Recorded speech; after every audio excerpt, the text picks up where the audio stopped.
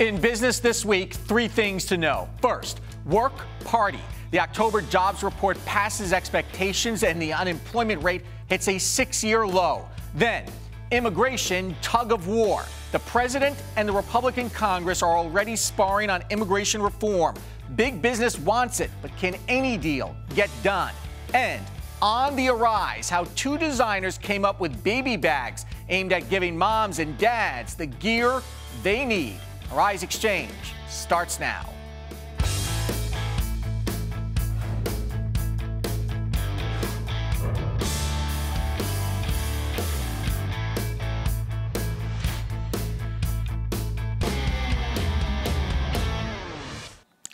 Hello, everyone. I'm Andrew Schmertz, and welcome to Arise Exchange Weekend. Job growth continued at a pretty steady clip in October as the economy created 214,000 jobs, and that in turn pushed the unemployment rate to a 6-year low. The U.S. Labor Department says the jobless rate fell to 5.8%, and participation in the jobs market, a key indicator for how we feel and how people feel about looking for work, held about the same. Economists say as long as we add more than 200,000 jobs each month, the rate will continue to decline. The economy has now done that every month since February, the longest streak since 1995. But there is some mixed news on wages, and we're going to talk about that and the jobs report with Ivory Johnson from Delancey Wealth Management in a moment. But first, let's take a look at how the markets finished the day. Wall Street flirted with another record, and the Dow pulled it off, up 1946 to 17,573. The S&P 500 also up, and the Nasdaq, though, down just a fraction. And looking at commodities, gold closing at $1,174.80 an ounce. I'm sorry, those are the weekly numbers there. The Dow was up overall for the week 180 points. That's better than 1%. The S&P 500 up 13 and change, and the Nasdaq also finishing the week slightly in the positive. Now let's look at commodities. We could skip looking at commodities if you want. Gold did close at $1,100 something. The unemployment rate, as we mentioned, did fall. So what does this overall mean for the economy? Ivory Johnson, founder of Delancey Wealth Management, joins us now from Washington, D.C. Ivory, welcome to Arise Exchange, and thank you for joining us. Thank you for having me. You look at these numbers. Anything that surprised you here? It was a little bit better than expected by most accounts. Yeah, I think we were looking at 231,000 jobs, but the key is that we're moving in the right direction. I think we're seeing the economy start to, pick up steam, particularly when you see, 56 straight months of private sector job growth. We're very happy with that. And also there was an encouraging number when you look at the participation factor, because we kept hearing how people were dropping out of the jobs market. That was a little bit to the upside this time around. It was. It still remains at a 4-decade low. And when you look at the U6 numbers, that includes people working part-time that want the full-time jobs, and people who've fallen off the payrolls. That's slightly above 11%, but it's down significantly from the 2010 heights of 17%. So we're seeing some positive movement in that regard as well. What do you think is driving the fact that we've now had, since February, growth of more than 200,000 jobs each month, better than since 1995? What is driving that gain? And is that gain historically still weak, or are we starting to get the traction we need? We're starting to get the traction that we need. Keep in mind now that labor costs are about 60 to 70% of a company's expenses, right? Mm-hmm. So earnings are actually outpacing sales by 3 times. What's happened is these corporations are very lean right now. They're very efficient. That's a big reason why earnings per share, corporate earnings are record highs.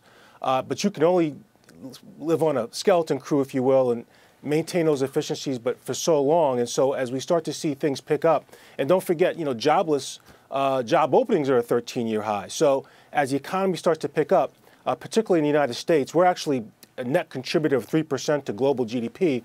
We're buying more from other countries than they're buying from us. So I think all those factors combined are starting to move into the market, to the labor market as well. Yeah, Ivory, based on what you just said, it sounds like that we might actually get like a really big balloon of jobs coming, because maybe pent-up demand a little bit as businesses and as earnings continue to improve, they're going to be out there hiring maybe at a quicker pace?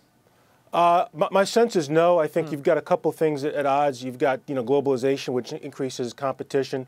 At the same time, there's innovation. So they can maintain efficiencies because of productivity, technology, for example. Productivity, but there are certain skilled jobs that they can't find workers for, and so That's why you're seeing the job openings at a 13-year high. The one concern, of course, is that the wage growth isn't going up. Yeah, I want to ask you about that. That's one of the darker sides of this. The wage growth isn't going up, and the quality of jobs is still problematic. Right. I mean, wage growth is up about 2% year over year. If you were to break down where these jobs are coming from, there's an increase in 42,000 jobs for the financial services industry. Well, the average has been 26,000 over the last 12 months.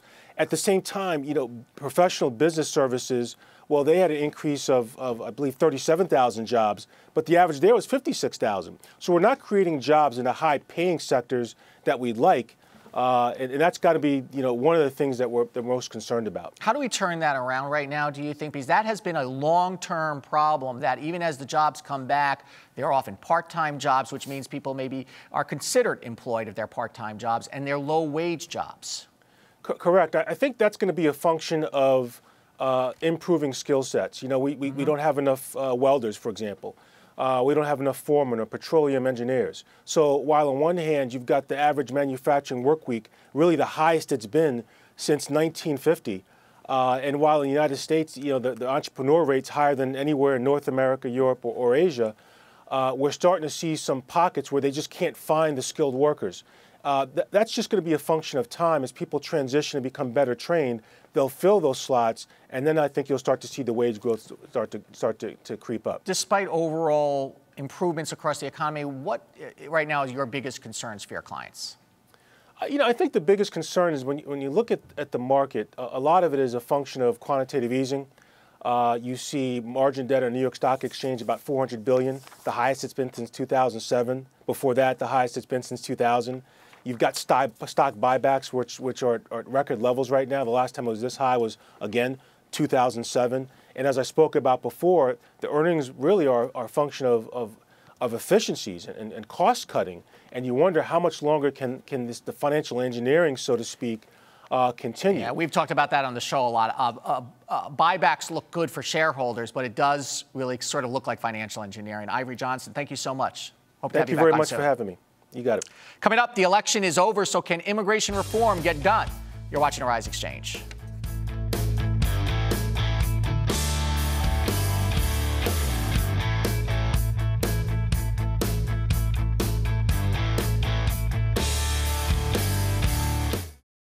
There is a reason Africa is called the new frontier. What was once potential is now an opportunity ready to be seized. Once revered for our resources, today's wealth lies in our people. People who build the cities that shape the future. People who know an idea in one place means business in another.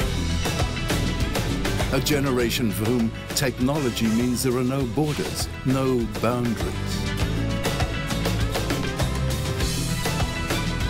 We are the new lions in a brave new world, kings of the urban jungle. And there's a bank that puts the world in our pocket and the future in our hands. UBA, Africa's global bank. News can definitely be improved when reflecting diversity. A lot of mainstream news, they don't dive into it. Who wants to hear about negativity all the time? They only show what they think people want to know and not what people really should know. World-based stories, that's what I enjoy the most. I think diversity of news is important to the world so that everybody will be aware of their surroundings and what is happening today. Arise News, every culture, every angle.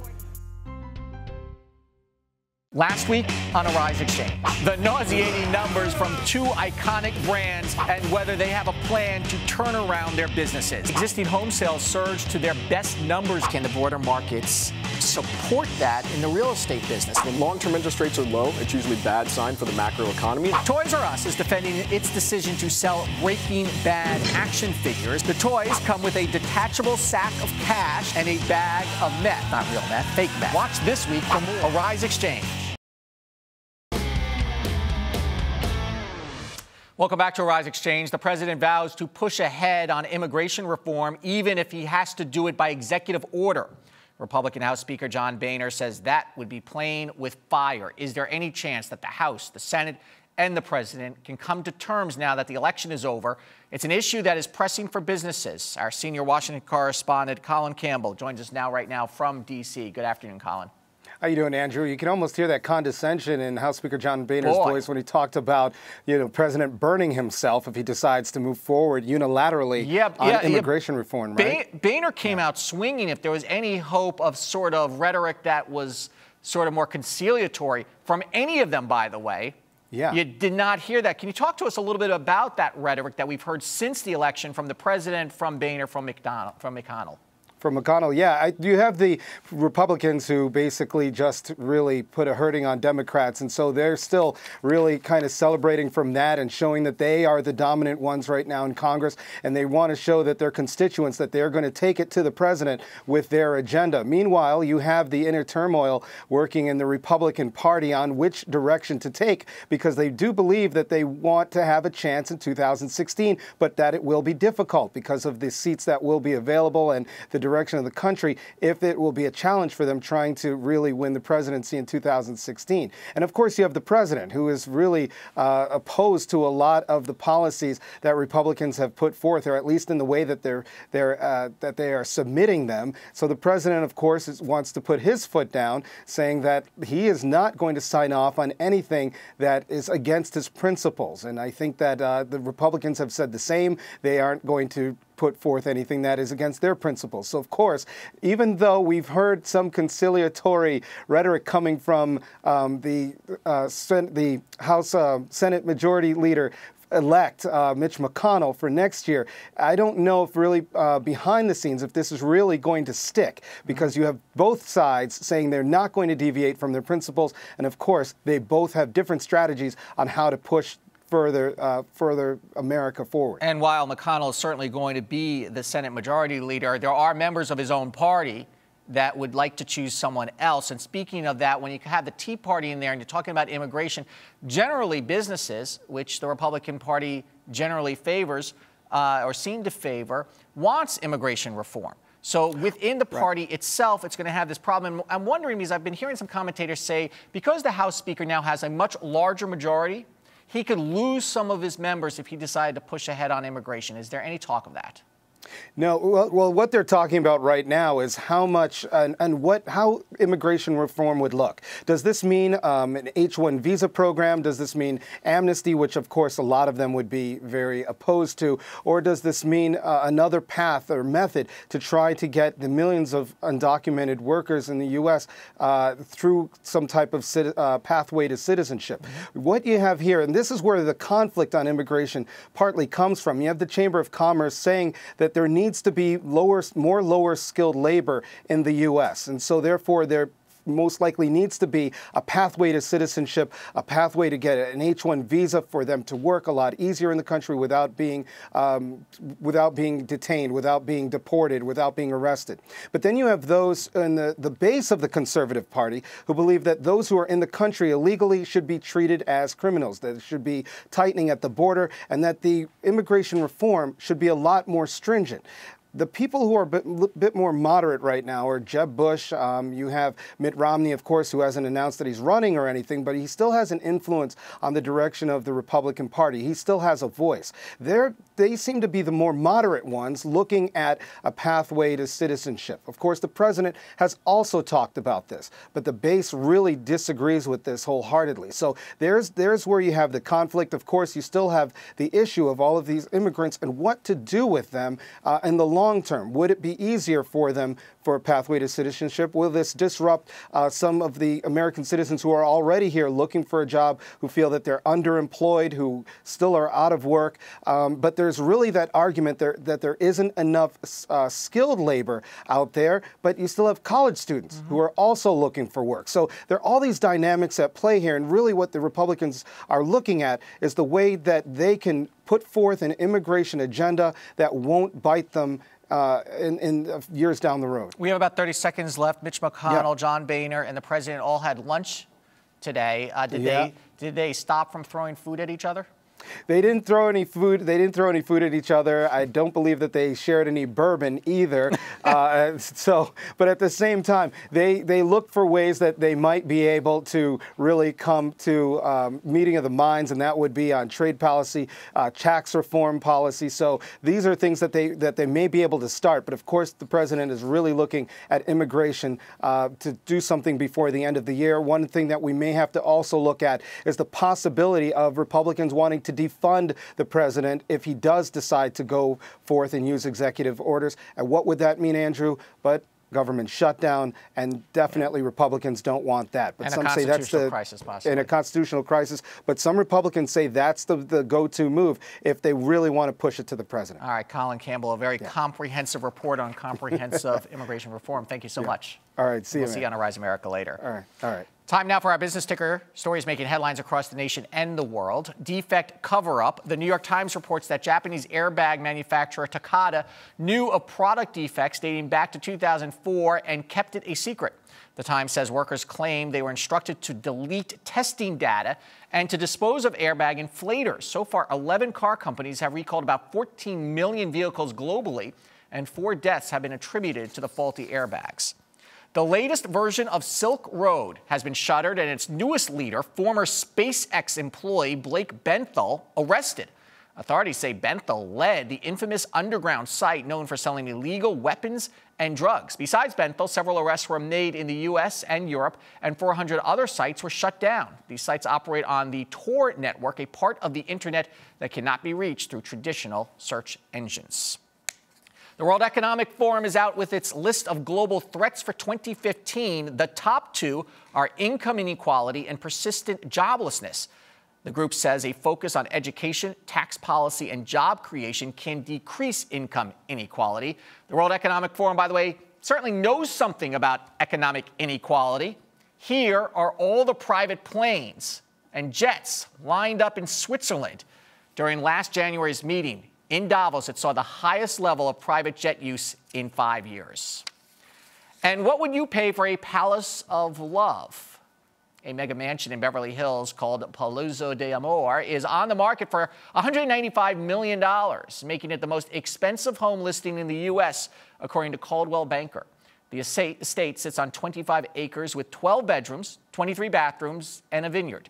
And if you didn't have the cash right now, don't worry, you can have the Palace of Love for $475,000 a month. Maybe that'll impress your next date. Ahead, we have a story about a terrorist spokesperson for a hair removal company, a story on a 90-year-old man fined for feeding the homeless, and a story on a so-called naturalist who plans to become food for a snake. You're going to want to stick around here on Arise Exchange.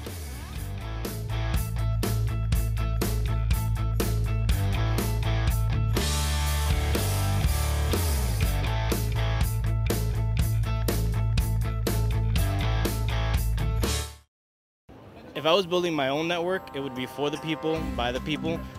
It would be very diverse. It would be with every culture you can think of. If I was to start my own news network, it would reflect positive and negative within the continents and the countries around the world. I think that I would be more looking towards young people. If I were to build my own news network, it would look like New York City. Old, young, fresh, hip, classic. If I was to build my own news network, I would just have people from all over who are very connected and diverse. If I was to build my own news network, my own world network, I would love a correspondent in every country, every location, every city. I mean, it's kind of unrealistic, but how cool would it be to get local stories from the impoverished country, the impoverished city that we don't know about? Arise News, every culture, every angle.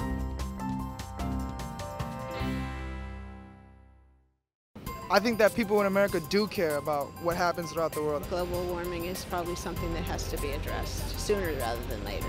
Somalia and the genocide there, and that's something people don't know about. They have no idea the brevity of that situation. The first thing I think about when I think of Africa is like war and famine and disease. And right now with the tsunami that happened or the earthquakes in, Japan, we always look out for other people. Arise News, every culture, every angle.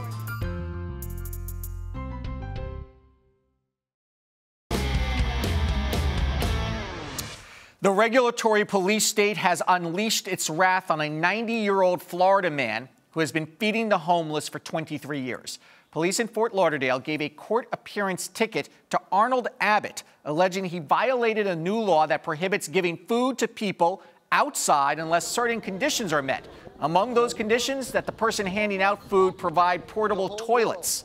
That makes it pretty much impossible for Abbott to continue his charitable work. Witnesses further say that police were overbearing, ordering him to, quote, drop the plate as if it was a weapon.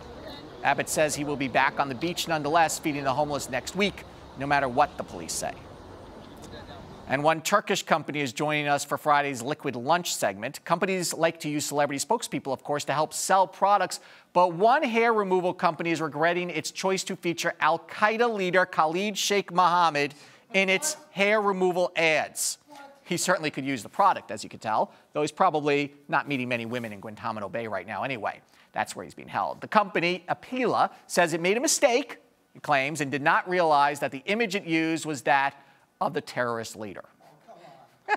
And that takes us to our favorite person of the day, when we choose one person who grabbed our attention and not for the right reasons. Today, it is a man who is going to be eaten alive by an anaconda. That's right, a giant snake is going to eat the daredevil and self-proclaimed naturalist, whatever naturalist is, Paul Rosalie. As part of a Discovery Channel show, the 26-year-old will wear a special snake-proof suit covered in some snake-desiring blood and enter the anaconda head first, so he would be swallowed. Then the plan is for Rosalie to be pulled out of the snake with a special cord. Annalise says he's doing this to help bring attention to anacondas and to help protect them in the wild. The snake may disagree, however. Snakes only eat every few days, and it will take a lot of energy to devour and then spit up a full-grown man. Somehow we don't see how that's going to be good for the reptile. And animal rights groups think it's a bad idea too. Wildlife experts are quoted as saying it's cruel for the snake and could cause lifelong trauma. Hopefully more so, however, for Rosalie. And so Paul Rosalie is our favorite person of the day. If you have a favorite person of the day you want to share, by the way, you can email us at exchange@arise.tv to see if your favorite person might be ours too. Coming up, a company looking to solve the age-old problem of carrying around baby supplies. On the Arise when we come back. It's Friday, so it is 5 o'clock somewhere. My anaconda don't want none unless you got buns, hun.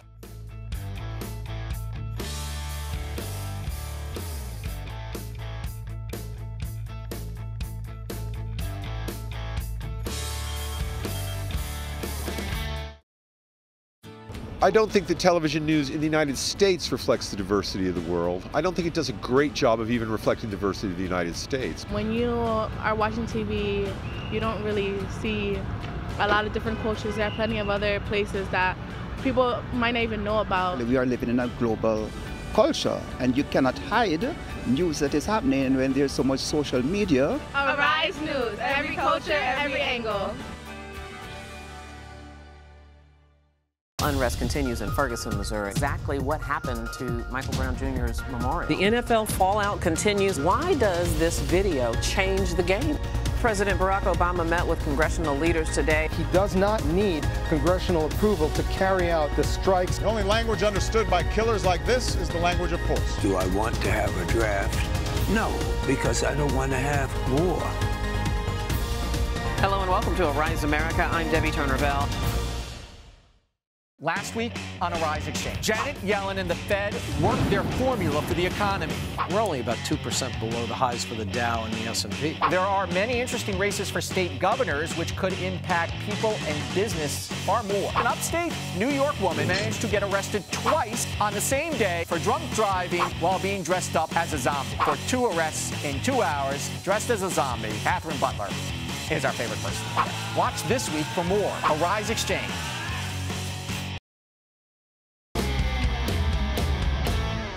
In tonight's On the Arise, the business of babies. The global baby care product industry generates more than $7 billion in annual sales, something our next guest is tapping into. Julia Min is the co-founder of 12 Little, stylish and functional baby bags inspired by the Asian zodiac, and she joins us now to talk about the baby business and the accessory business. Welcome to Rise Exchange. Thank you for coming. Thank you for having me. How big is the baby market these days, and what's driving it, other than people having babies? Well, it's very big, and it's growing every day. I think a lot has to do with moms starting their own businesses from their own experiences in motherhood. They see the lack in, for example, for us, we see the lack in fashionable diaper bags that are still very functional. So that's how we started 12 Little. But other moms, they would see a lack in, how to help kids eat better by themselves, and they have the hands-on experience. So it's just easier for them to start a business that way. You and your partner, I understand, were design students? Yes. So how did you kind of fall into this space? Well, we both graduated in industrial design, and then we got jobs in handbag design in New York City. And then we were at a time where a lot of our friends were either pregnant or about to have babies. So it was just natural, like, what kind of bags do moms carry? And we saw a lack in the market where there was like good-looking handbags that also function as diaper bags. So that's how we naturally transitioned. Is that often that you see in the fashion world, that something is first functional, and then people say, I kind of want to look good while using these? In the baby industry, definitely. It really helps if it's functional, because you're with your baby. You don't want a bag that just looks good but doesn't work for you when you're out with your baby. So, yes. Tell me a little bit about how hard it was then to start up, meaning you needed to raise money, you needed to make the bags after you had the designs. Talk to me about that process. It was a long process, definitely. But we have the experience. We know what it takes. We know the production side. We knew the market a little bit. We had a lot of good mentors in the industry as well, so that really helped. But it was, we just kept going. We had some, falls in the middle, but we had our ways of having solutions. And how do you sell the bags right now? Is it mostly an online business? We started online, and then we're also in retailers such as Nordstrom's.com, BuyBuyBaby.com, BabiesRUs.com. Are you finding that as far as baby accessories go, the higher end products are selling better? Not necessarily, but I think definitely there's a large group of moms and dads who really look for good-looking, high-end products. So we're really targeting that kind of parenthood. And you say they're based or inspired on the Asian zodiac. What does that mean exactly? So the 12 animals in the Asian zodiac, they represent a character for each year. So your baby might be born the year of the rabbit. And then they would have a certain characteristic depending on the animal. So we really wanted to have moms be able to personalize their diaper bags with our Asian animal keychains. Yeah. So when people go and order bags, they tell you when the baby was born, and you help lead them to the right animal? Yeah, it could start a conversation, definitely. It's just a way for moms to, personalize their diaper bag, and show that, oh, my baby was born the year of the rabbit or year of the snake, and so, they might have a characteristic of being outgoing or quiet, or, yeah. What do you find the challenges are now in the business? In the business, there's a lot of competition. A lot of moms, moms are really good at starting their own businesses. We've seen that in the rise of baby blogs, for example, which has become this boom industry. Yes. And I imagine it's important for you to connect to those baby blogs as well, but that's only one aspect of this growing industry. Definitely. We worked with so many mom bloggers. They run from really, they have thousands of followers, and they really helped us because they could really review our diaper bags. I'm hands-on, and they're very honest. They don't just put positive feedback. They really are honest about what they like and what they don't like, and it really helped us a lot. Do you find as a small company competing against the much bigger companies, how is that competition? It's nice to stand out, but do you worry of getting trampled? No, because we don't create products that copy the big companies' products. We really try to differentiate. And we don't look at, I know that certain products for them sell, but I know that it won't work for us as well. So we don't try to copy them. It's not a second edition of what they have. So we really want to create different products. Finally, in the last 30 seconds or so, you're out there raising more money to expand. You're looking to maybe have someone buy you. What's the plans? Well, we're really doing well. We are only a year and a half years old, and we're really happy with where we are. So we're going to continue designing nice-looking diaper bags that are still very functional. And, okay, Julia Min, thank you so much. Thank this was you. fun. Continued good luck. Thank you. That's a Rise Exchange for this week. Let's take a look once again at the final numbers for the week. As you can see, the Dow recovering pretty nicely. The Dow is really up since its big sell-off in the early October. S&P 500 up as well, and the NASDAQ finishing the week just moderately up. I'm Andrew Schmertz. Thanks for watching. Have a nice weekend.